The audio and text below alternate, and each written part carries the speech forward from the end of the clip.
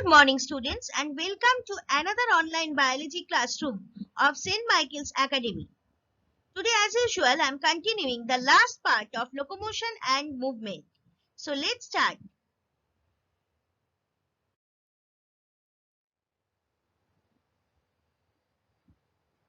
First, we are starting today's class with the discussion of properties of muscle.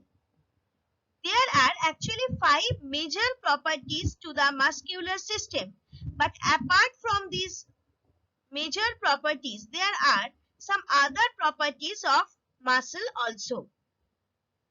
The first one is excitable or irritable. See in the diagram, excitability has been shown, excitability of the muscle. In the second diagram. Now the second property is contractible. That is, see in the diagram, in the first diagram, contractibility of muscle has been shown. Actually, muscle contraction happens over there, and in case of excitability, muscle is getting excited. It has been shown by a blue color one. Next property is extensible property. See in the diagram, extensibility of muscle. That means extension of muscle happens in this property. Next one is elasticity. Elasticity has been shown when you are extending, and then after that, like a spring, the muscle is contracting. So this is called elasticity. In the last diagram, it has been shown. Apart from that, adaptability. That is adaptation of the other tools. This is the property, one of the major properties of muscle. Now, apart from these 5 major properties, conductivity, all or none law, refractory period, summation of stimuli, tetanus, tonicity, rigor mortis, fatigue, staircase phenomenon or trippy. These are also the properties or other properties of a muscular system or a muscle. From here, I just want to discuss the one that is very, very important, that is rigor mortis. The state of rigidity that develops in the muscle after death or in isolated muscles is known as rigor mortis. Generally, after death, changes in the muscles starts in the second hour and completed within 3 hours. All the changes disappear 24 to 36 hours after death. That's a very important property of muscle. That's why I have discussed. The other properties are also important. You can get the answer from your book. A small definition has been given in each and every cases.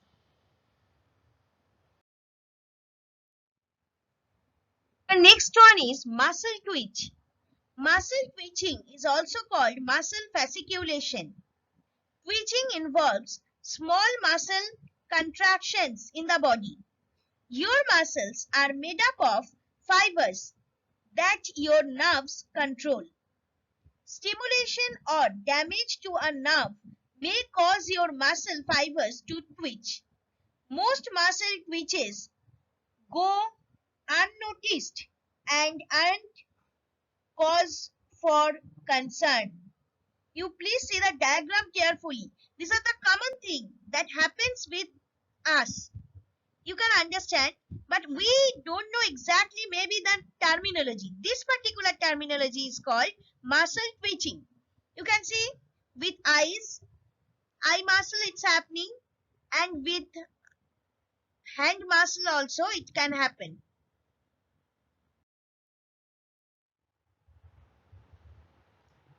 Next one is sarcotubular system. The sarcotubular system is a network of membranes that is found in striated muscle fibers and includes 2 components consisting of transverse tubules and cisternal formations.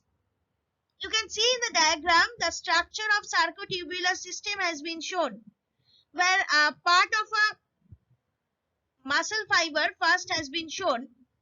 After that, Z band, that is I band, A band, and again I band, that is ZH and Z zone has been shown, where sarcolemma, myofibrils, triad tubules of sarcoplasmic reticulum, mitochondrion has been shown, and terminal cisterna of the sarcoplasmic reticulum, T-tubule, everything has been shown. That means sarcotubular system includes all these things. And in the next diagram, role of sarcotubular system in muscular contraction has been shown. You have already read about actin protein and myosin protein. So here, the sarcotubular system is believed to be concerned with rapid transmission of actin potential from the cell membrane to the myofibril. It is suggested that the depolarization which occurs at the membrane passes along the tubules to the terminal cisterns and releases calcium ions which are stored there. You can see the diagram, everything has been shown over here. This intracellular release of calcium ions migrates towards cross-bridge region and bind with troponin, which in turn bring about a change in tropomyosin molecule, so that the reactive sites of actin filaments are free and cycle of cross-bridge movements goes on, leading to shortening of the muscle. That means sarcotubular system actually helps in cross-bridge formation and the other processes of the contraction of muscle. Especially it occurs on actin protein.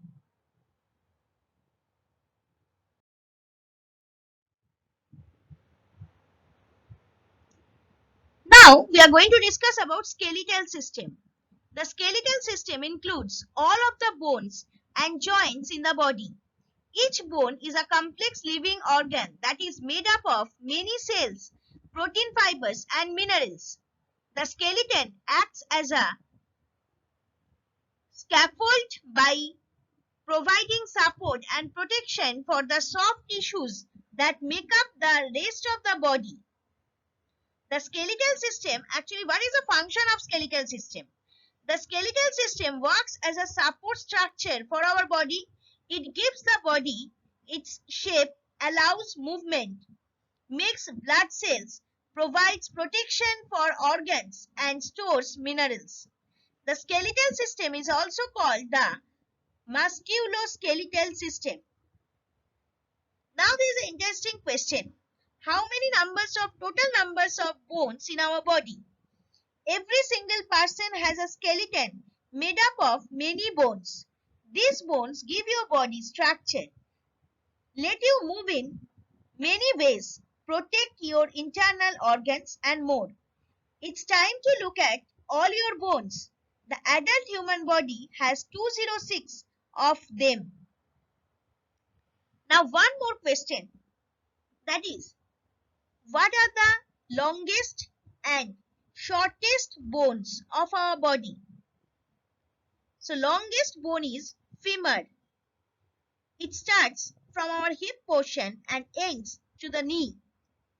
And the shortest three bones already have studied in class 9, I think so, in sound chapter. Three ossicles or three bones in our internal ear, malleus, incus and stapes, or hammer, anvil and stirrup.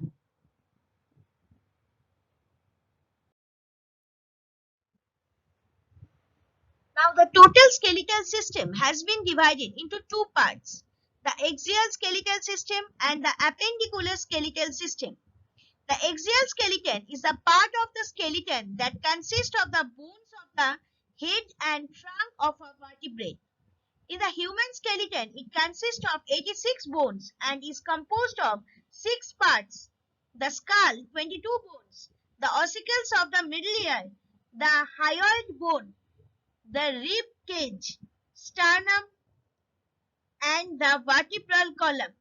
You can see in the diagram the red portion is the axial skeleton, skull, sternum, rib, spine or vertebrae, coccyx, till coccyx it has been extended. So this is the axial skeleton of our body.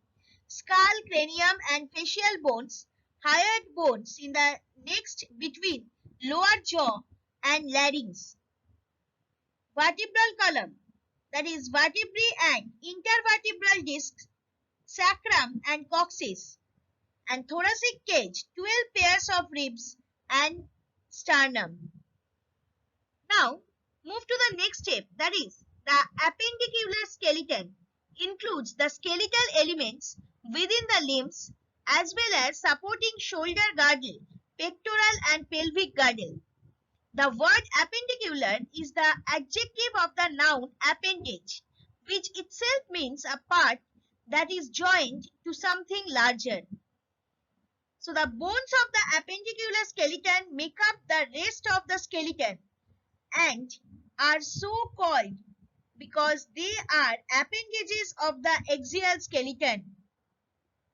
The appendicular skeleton includes the bones of the shoulder girdle, the upper limbs and the pelvic girdle, and the last one is lower limbs. You can see in the diagram the blue color portion is appendicular skeleton. It includes clavicle, scapula, humerus, pelvic girdle, radius, ulna, carpal, metacarpal, phalanges, femur, patella, tibia, fibula, tarsal, metatarsal and phalange.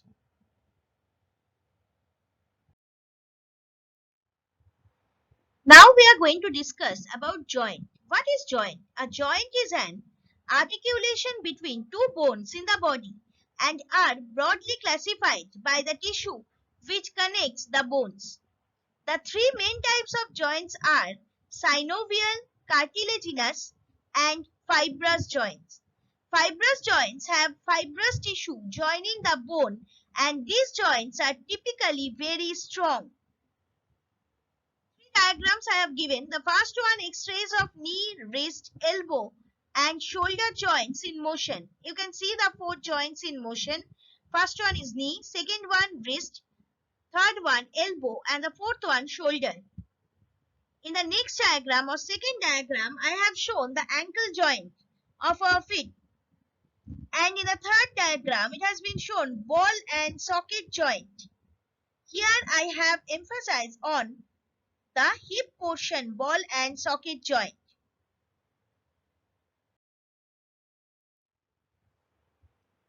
Some disorders of muscular and skeletal system. Here, first we are going to discuss about a very important disease, that is myasthenia gravis or MG.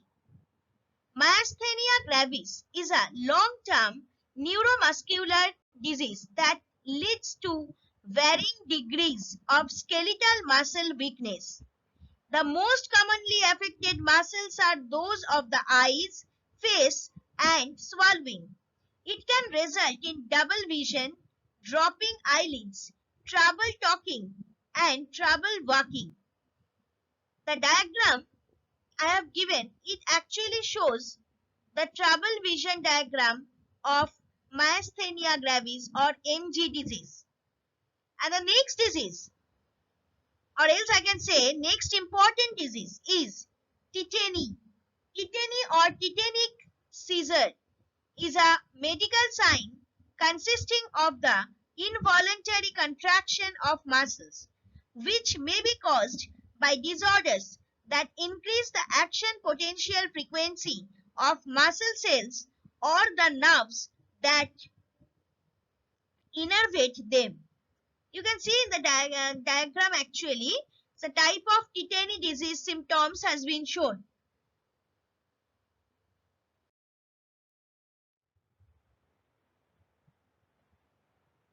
Now we are going to discuss about arthritis and osteoporosis.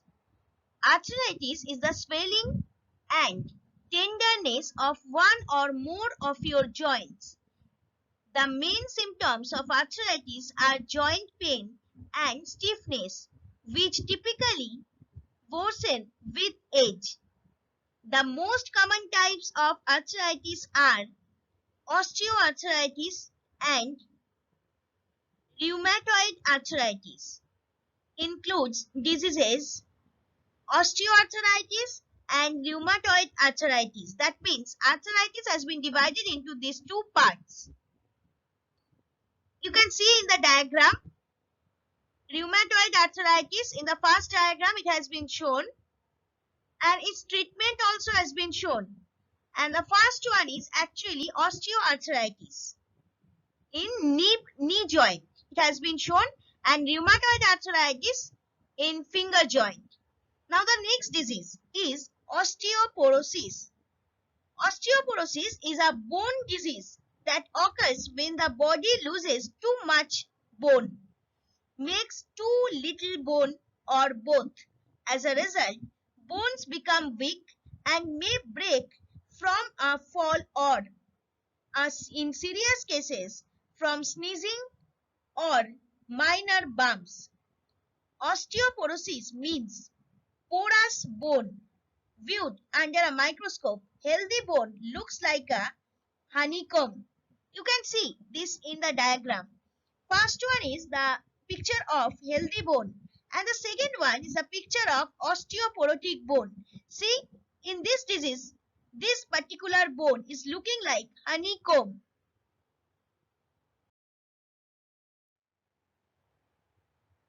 The next disease is gout. Gout is a common and complex form of arthritis that can affect anyone.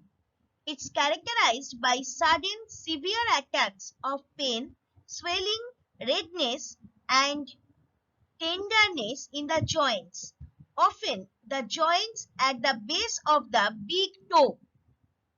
You can see in the diagram, most common gout actually, in case of most common gout, this disease affects the toe, and that only has been shown in the diagram. The next disease is muscular dystrophy. Muscular dystrophy is a group of diseases that cause progressive weakness and loss of muscle mass. In muscular dystrophy, abnormal genes or mutations interfere with the production of proteins needed to form healthy muscle. You can see in the diagram, it has been shown the total muscular dystrophy disease of a child.